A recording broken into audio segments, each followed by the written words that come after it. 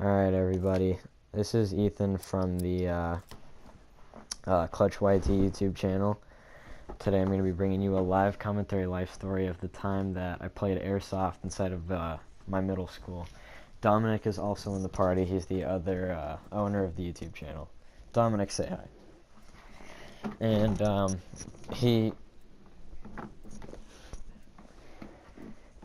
Alright.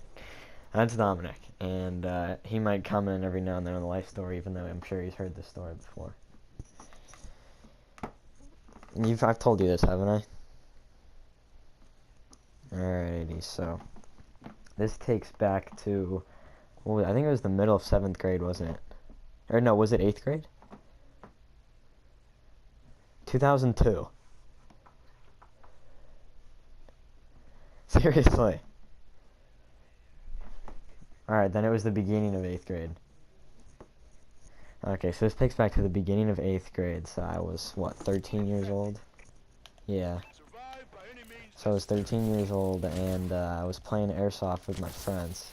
For those of you that don't know what AIRSOFT is, it's like, well, plastic or metal guns, and they shoot out little plastic BBs, and people just light each other up with them, and I guess it's kind of fun. But, so I was playing with a bunch of kids that like to do that, and one of them had the smart idea of breaking into my middle school, opening up one of the doors, and then using the middle school as a map to play AIRSOFT on.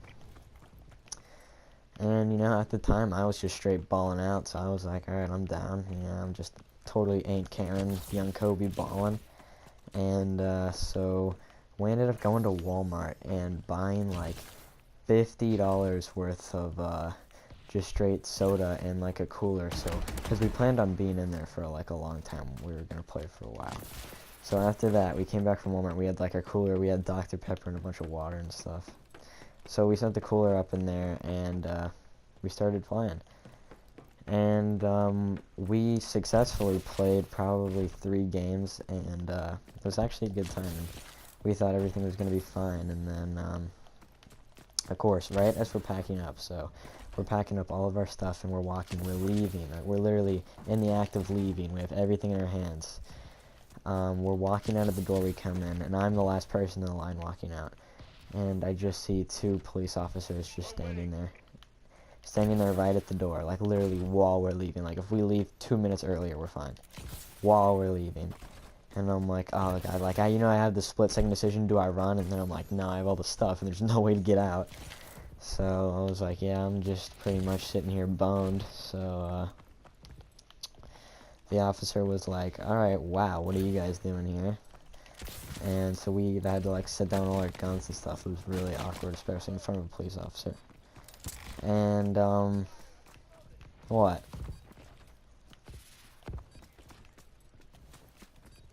Oh yeah, because so my friend Jonathan had the orange tip cut off of his airsoft gun, like a dumbass. So the cop was yelling at him, telling him that was illegal and everything. So we're already off to a bad note with this one mean cop with a mustache. And so he talked to us. He was like, "You guys do know this is breaking, entering, and destruction of property because you guys have a bunch of your BBs everywhere. And not only is it trespassing," and I'm like, oh boy, here we go. So at this point, I really thought I was screwed. I thought I was just completely about to take a big cop boner up the ass. And there was another cop that pulled up. So now there's 2 police officers here. And they said that the other one was kind of chiller, I guess. He was more kind of like, oh, well, they're just kids, you know. And I think he actually kind of calmed the other cop down. So then after all of this, they ended up letting us go.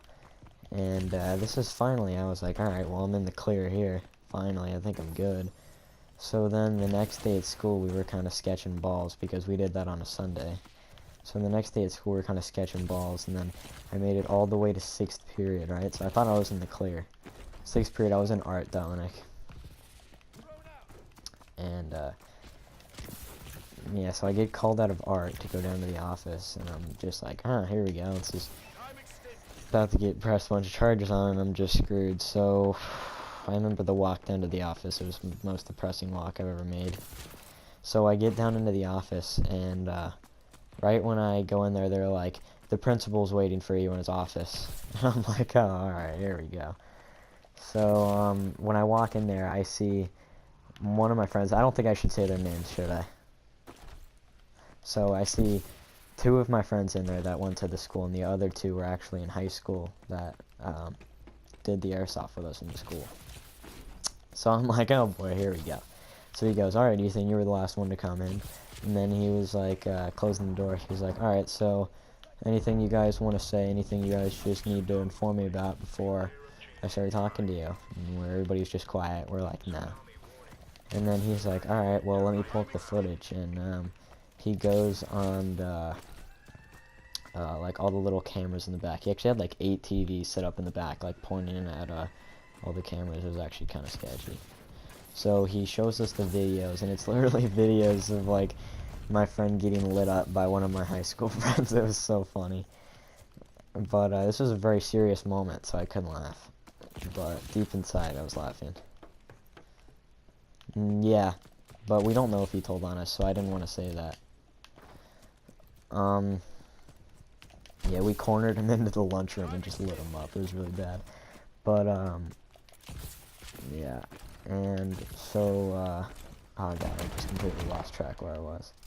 So, he's talking to us, and he pretty much lets us know that he could charge us with all these things, and that he's going to have the school resource officer come down, and we'll see what he wants to do about it. So the school resource officer, everybody thought was chill. Actually, I think I can say his name, can I? Alright, I still shouldn't say his name. Okay. But, so yeah, the school resource officer came down, and this was when I thought he was cool and everything, and he was the biggest douche to me. Oh, I just got infected. But, he was so mean to me. He was like, yeah, I can't believe you're this stupid, and, like, just completely, like, ripping me a new ass on this one. Like, literally just didn't hold back. And he's like, you know what, I should press you with all these charges. I thought he was chill. And, yeah, he's a dick now. But, he pretty much said that he could have charged us with all these things. And then he's like, well, since the officers did let you go, technically I don't think I can do anything about it because I wasn't there. And, he pretty much was just kind of like, we're going to call your parents on this one and let you go. But if you're ever back on campus again, not during school hours, you will be arrested. And I was like, alright, well, that's cool. So we ended up calling my mom, and she would just kind of like was yelling at me for a little bit. She didn't really care. I was grounded for like a day. So yeah, that was pretty much the end of the life story. Sorry that wasn't the best gameplay. I went 2-2. I was just trying to get into the commentary, but yeah, so like, comment, subscribe to me and Dominic's channel, Clutch YT. And yeah, we'll be back with you guys for more stories like this in the future. Peace.